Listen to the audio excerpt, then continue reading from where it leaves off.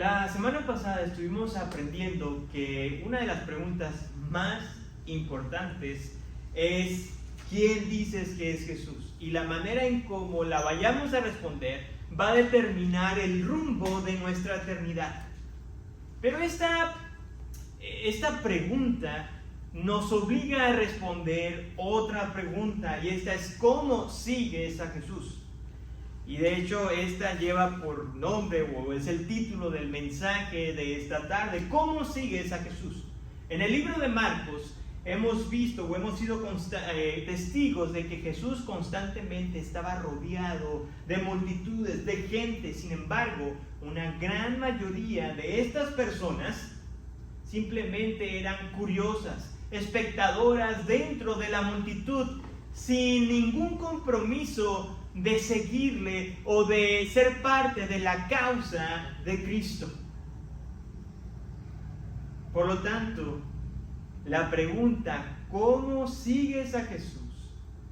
Es una pregunta que hace una división muy clara entre un verdadero discípulo de Jesús y alguien quien es un simple espectador dentro de la multitud.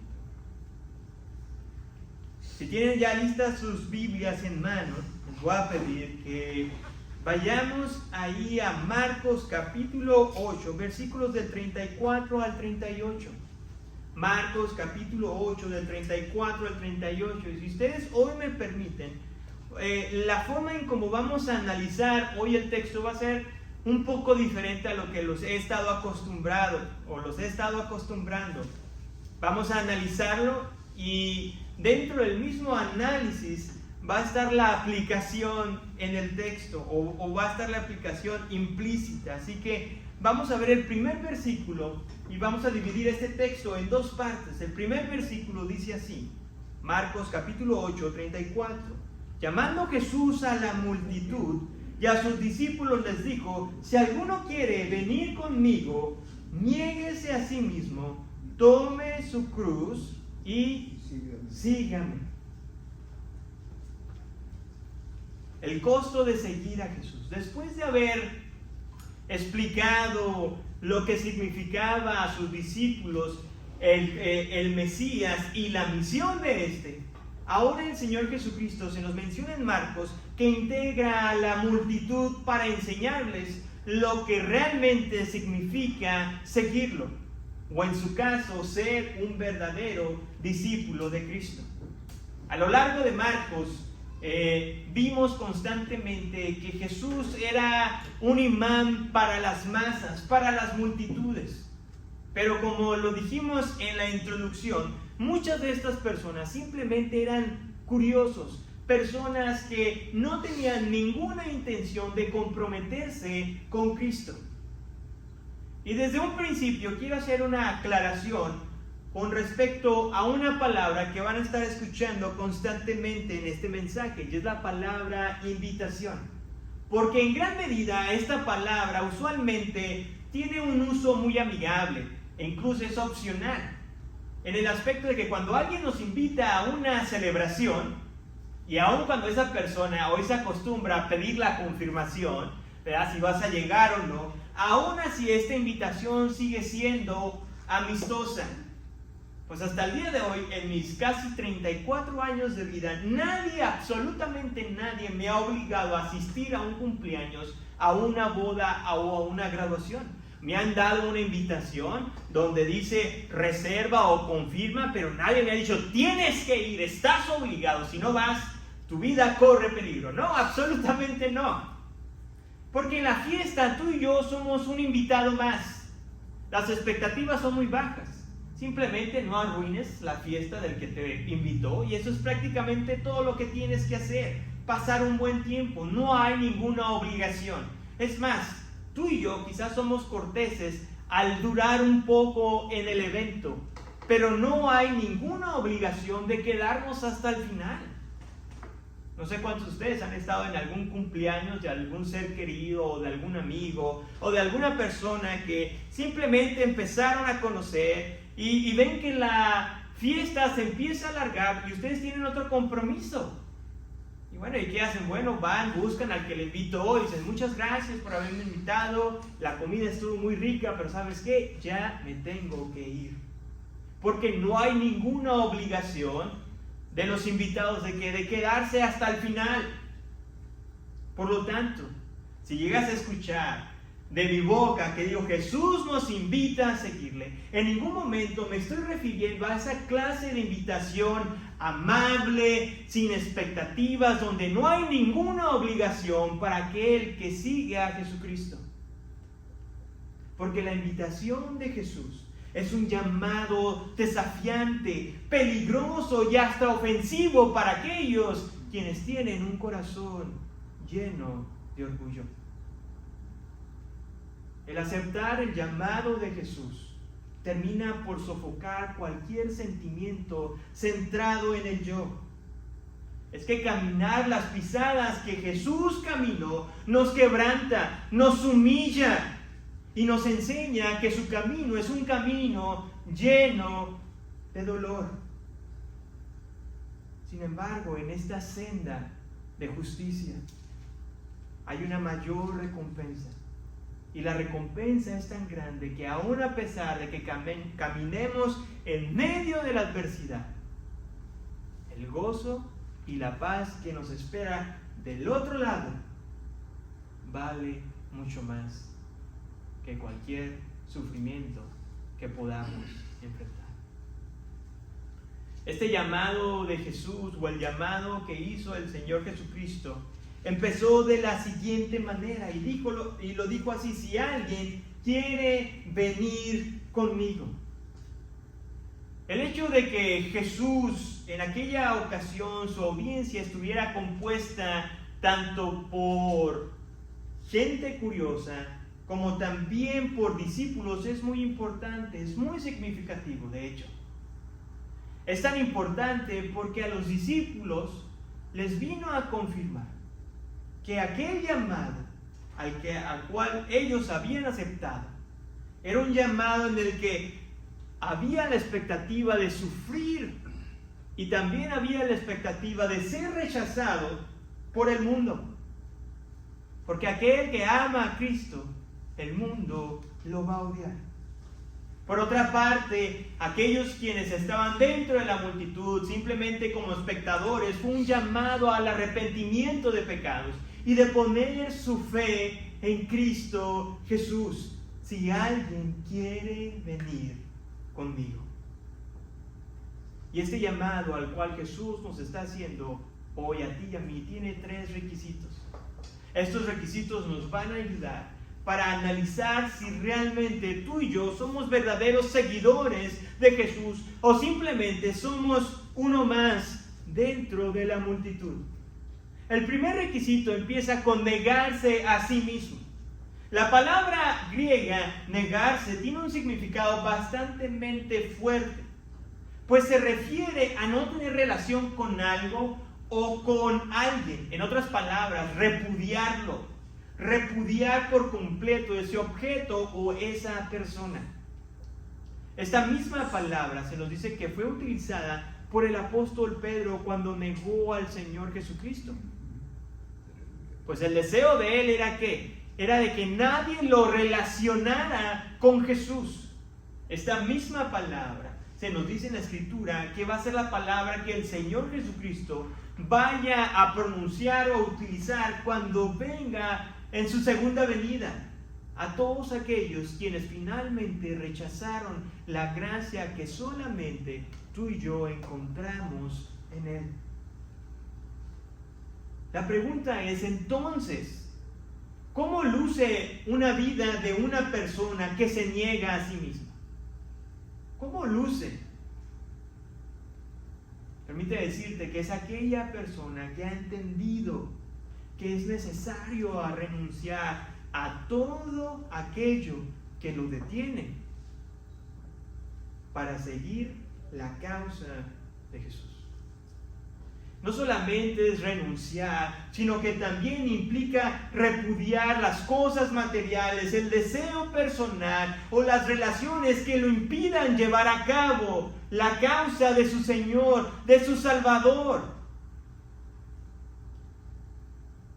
Dentro de aquella multitud, en aquel tiempo, este llamado por algunos significó el negar, el abandonar el sistema religioso que ellos tenían, como lo eran los fariseos y los escribas, quienes constantemente hacían o se sentían orgullosos de su falsa piedad,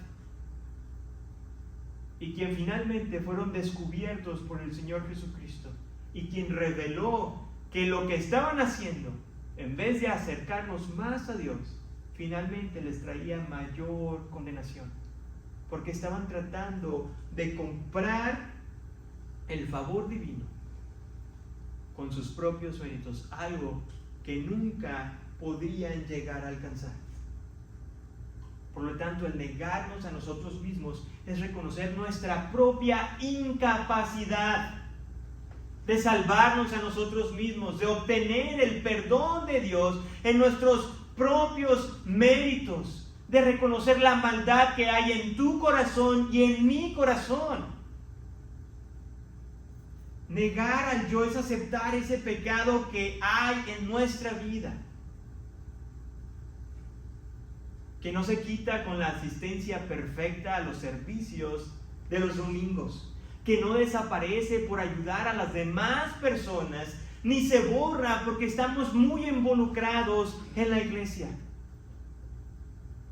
Por lo tanto, el negarse a uno mismo o a mi yo es aceptar que solamente en Cristo Jesús, tú y yo tenemos perdón y redención de pecados. Para otros, dentro de esa multitud, el negarse a sí mismo fue el repudiar su vana manera de vivir. Permíteme decírtelo de esta manera: es imposible seguir a Jesús y seguir amando lo que solías hacer, seguir amando tu vida pasada, tu pecado. Ya el llamado al cual Él nos hace es repudiar todo aquello que nos impide el caminar en santidad. En otras palabras, ya no encontramos gozo en aquellas películas que enseñan escenas sensuales. No porque, y no las vemos o no nos justificamos en el hecho de que, oh sí, yo las veo porque soy maduro o sé diferenciar. No, las dejamos de ver porque finalmente entendemos que no edifican nuestra vida. Desgraciadamente, algunos creen que el tomar con seriedad el llamado del Señor Jesucristo te hace más religioso, o como algunos dicen, más santurrón. Pero es todo lo contrario. Te vuelve más consciente de tu iniquidad.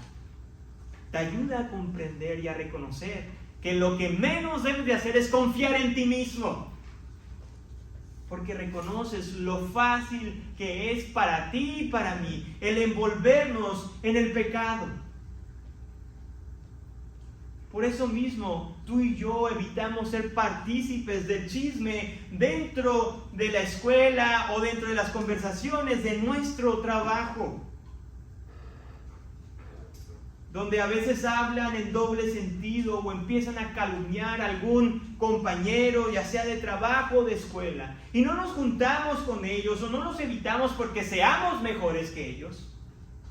No, sino porque simplemente reconocemos que al igual que ellos, yo también pudiera hacer lo mismo. El segundo requisito del cual Jesús nos está hablando es el de tomar su cruz. En los tiempos modernos, hoy la cruz tiene un simbolismo religioso e incluso algo sentimental. Hoy lo vemos, la cruz cargada donde sea, en los stickers, en los autos de atrás, algunos lo traen colgados, otros los vemos en algunas iglesias o pinturas. Pero en el primer siglo, el significado de la cruz era totalmente diferente, pues era un instrumento utilizado como de violencia, de tortura y de humillación para la persona que se encontraba en ese madero. En el mundo occidental, Cuando alguien es sentenciado a pena de muerte, siempre se va a tratar de que esa persona evite la agonía. No sé cuántos de ustedes han escuchado las noticias cuando alguna persona recibe esta sentencia y es vacunada con cierta sustancia. Siempre hay esta situación de que qué tanto dolor o qué tanta agonía tiene esa persona. Sin embargo, en el primer siglo a los romanos era lo que menos les preocupaba, pues la cruz había sido diseñada para alargar el sufrimiento de la víctima. Y esta sentencia de muerte estaba reservada para los peores malhechores, para las personas que se habían rebelado en contra del Imperio Romano. Se dice que en el tiempo de Jesús muchas personas fueron crucificadas a lo largo del camino. Y esto simplemente era como una advertencia para todos aquellos quienes querían o pensaban en rebelarse en contra del Imperio Romano. Por lo tanto, cuando Jesús habló sobre esto, sobre tomar su cruz, la gente de aquel momento entendía a la perfección a lo que Jesús se estaba refiriendo, al gran costo que había en seguirle, en ser un discípulo de Él. La imagen era tan real que la gente podía entender que el seguir a Jesús implicaba grandes sacrificios, donde la prosperidad y la seguridad personal pasan a un segundo plano. Bien lo dijo el Señor Jesucristo en el Evangelio de Juan, capítulo 15, versículos del 18 al 19. Si el mundo los odia, sepan que me han odiado a mí antes que a ustedes. Si ustedes fueran del mundo, el mundo amaría lo suyo, pero como no son del mundo, sino que yo los escogí de entre del mundo, por eso el mundo los odia. Esto nos lleva a volver a preguntar, ¿qué significa entonces tomar la cruz? Significa estar dispuesto a enfrentar cualquier adversidad por el regalo de salvación que se nos ha sido dado en Cristo Jesús. Mientras que los falsos predicadores atraen a las masas a través de sus discursos donde prometen prosperidad económica, salud física, realización personal y una vida cristiana sin problemas, el Evangelio nos noquea con la realidad de decirnos que el cargar la cruz no es otra cosa que un llamado al quebrantamiento y un sacrificio personal por la causa de Cristo. Llevar nuestra cruz no quiere decir que todos nosotros vamos a sufrir de la misma manera que Jesús sufrió o que algún otro hermano en la fe haya sufrido. Pero llevar nuestra cruz, es enfrentar la adversidad por obedecer al Señor Jesús con la mejor disposición. A tal punto que si tú y yo tuviéramos que pagar el máximo precio que es el morir o el dar nuestra vida, aún por tan alto que llegara a parecer, no se compara en absoluto en lo que nos espera en la vida eterna. El Señor Jesucristo nos habla de otro requisito, y este es el tercero, y es una obediencia continua cuando dice, sígueme. El verbo de esta palabra indica, como lo dije, algo continuo. En otras palabras, para ser un discípulo de Jesús, tenemos que continuamente seguirle, cargar nuestra cruz y negarnos a nosotros mismos. En ningún momento estamos promocionando que la salvación es a través de los méritos propios o a través de las obras de salvación, a través de las buenas obras. Al contrario, esta actitud de negarnos constantemente, de la disposición de ser rechazado por el mundo y de seguirle, simplemente son características de una persona que realmente ha sido salva, que ha nacido de nuevo por la obra del Espíritu Santo. Porque seguir a Jesús es un sometimiento continuo a la voluntad del Padre.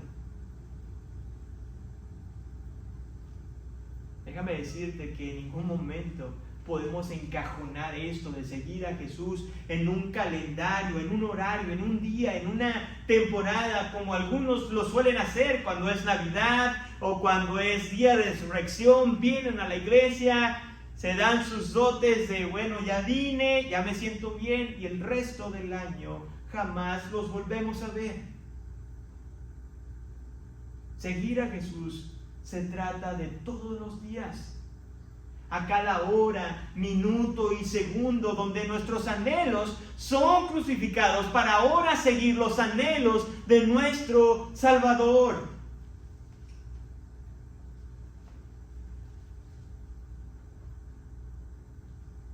Los verdaderos seguidores de Jesús nunca se conforman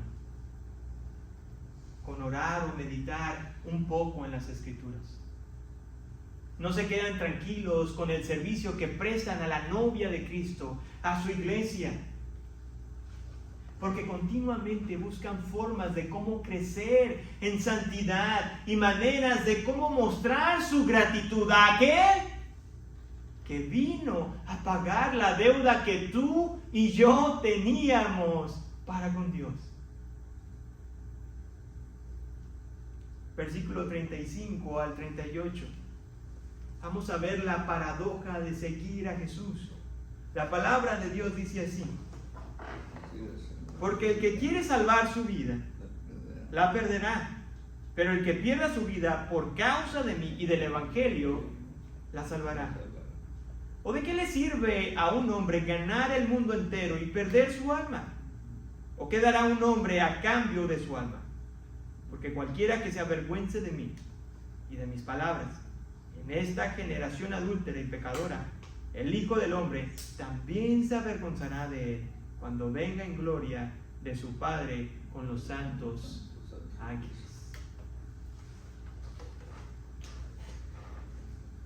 En caso de que no te acuerdes del significado o del concepto de la palabra paradoja, de una manera muy simple, es un acto o idea contraria a la lógica. Es algo totalmente ilógico. En los versículos del 35 al 37, Jesús presenta una serie de ideas que van totalmente en contra de su época. Y me atrevería a decir que no solamente de su época, sino que también incluye a nuestra propia época. Estas ideas contrarias al pensamiento común del mundo simplemente exponen la naturaleza o la esencia de lo que es ser un discípulo de Jesús. La primera enseñanza hace este énfasis en aquella persona que resulta que finalmente se enamora más de la vida, de esta vida terrenal. Como consecuencia terminará perdiendo la vida celestial, la vida eterna. Por otro lado, Jesús también nos dice de aquella persona que aprendió a odiar lo que la vida pasajera le estaba ofreciendo y quien finalmente termina por obtener la vida eterna a través de Cristo Jesús. Esta explicación se ve muy clara en una de las parábolas que el Señor Jesús compartió en el Evangelio de Mateo, capítulo 13, donde se nos cuenta de un hombre que en un campo encontró un tesoro escondido. Cuando se dio cuenta del valor, dice Jesús que este varón fue y vendió absolutamente todo. O sea, no se quedó con nada. porque sabía que ese tesoro en aquel campo valía mucho más de lo que él podría llegar a tener. Así que las preguntas del versículo 36 y 37 son estas preguntas, como se dice, retóricas, en otras palabras, que no hay necesidad de responderlas, porque la misma pregunta que se responde o viene la respuesta. Y el Señor Jesucristo de nuevo lo explica en otra parábola, en Lucas capítulo 12, versículo del 16 al 21, cuando nos habla de este hombre necio, rico, quien pensó que después de haber acumulado tanta riqueza, había llegado su tiempo de ¿qué? De disfrutarla. Pero la palabra de Dios nos dice allí en Lucas capítulo 12, pero Dios le dijo: necio, esta misma noche te reclaman el alma, y ahora, ¿para quién le será lo que has provisto?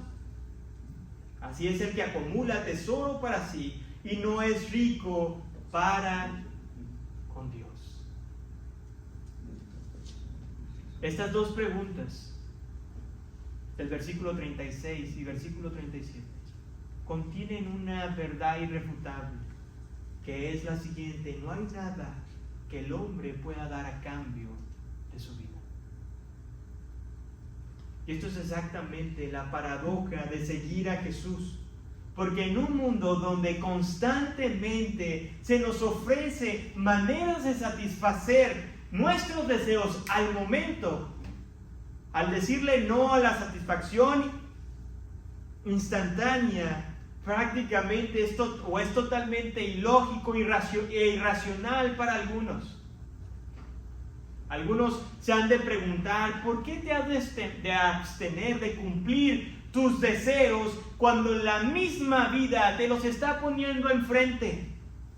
¿Por qué decirle no al trabajo que te va a remunerar más? ¿Por qué rechazar los bienes materiales que te harán la vida más sencilla? Y que de paso callará la boca de aquellos que alguna vez te aseguraron que tú nunca los llegarías a tener. ¿Por qué repudiar la idea de invertir más tiempo en mi yo? Bueno, quizás consentirme con alguna membresía, qué sé yo, el gimnasio, el spa, un club social, el comprarme ropa de marca, el salir con mis amigos o amigas, o ¿por qué no? El ir de vacaciones. Aunque nada de esto es malo en sí, el problema surge cuando los afanes de la vida se convierten en nuestra prioridad. Cuando la ambición personal termina por convencernos que el aquí y el ahora es lo mejor que te puede haber pasado. No por nada el escritor C.S. Lewis, en su libro El peso de la gloria, escribió lo siguiente: somos criaturas poco entusiastas, jugueteando con la bebida, el sexo y la ambición cuando el gozo infinito se nos ha ofrecido. Al igual que un niño ignorante que quiere seguir haciendo pasteles de lodo en un barrio pobre porque no se puede imaginar lo que significa la oferta de ir a la playa de vacaciones. Somos demasiado fáciles de complacer.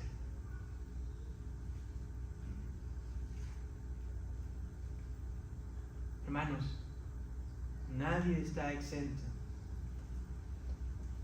de caer en la trampa del placer instantáneo, de los placeres que el mundo nos ofrece. No por nada, cuando Jesús compartió esta verdad con la multitud, ¿saben quiénes estaban también? Sus discípulos. Porque al igual que ellos, tú y yo somos propensos a dejarnos seducir por el canto de la sirena, de la comodidad y de los placeres mundanos. Por lo tanto, debemos de hacernos la disciplina de recordarnos constantemente de nuestra necesidad del Evangelio. Porque ¿de qué nos sirve ganarnos el mundo entero y perder nuestra alma en el infierno.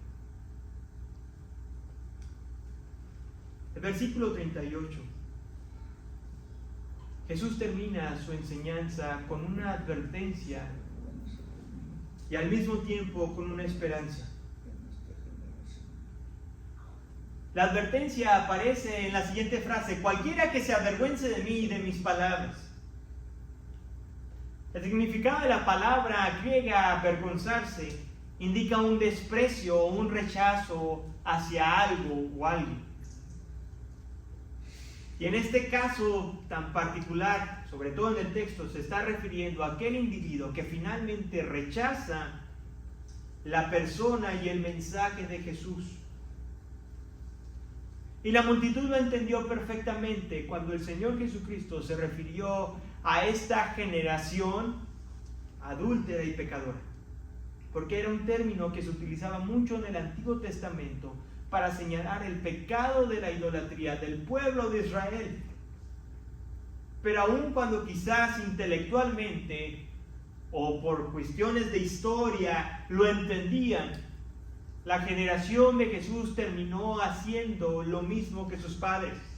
Terminó rechazando la verdad de Dios para abrazar el sistema religioso que ellos tenían. Quizás los judíos en aquel tiempo no se arrodillaban ante ídolos de madera o de metal, pero sí se arrodillaban ante su sistema corrupto, religioso, que según ellos les podía proveer o les daba los medios para ganarse el perdón y el favor de Dios.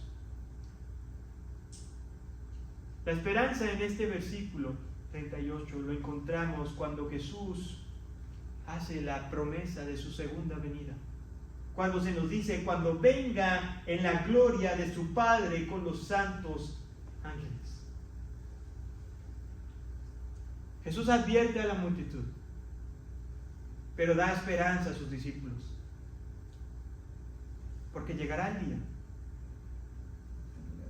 en que no vendrá más como un siervo humilde y sencillo, sino como un rey y juez soberano, donde todos aquellos que neciamente rechazaron la gracia que hay en Cristo, anteponiendo sus deseos antes que los deseos del Salvador y rechazando sus enseñanzas para abrazar las ideas del mundo, aquel día lo único que recibirán de ese rey y juez será condenación e ira por toda una eternidad.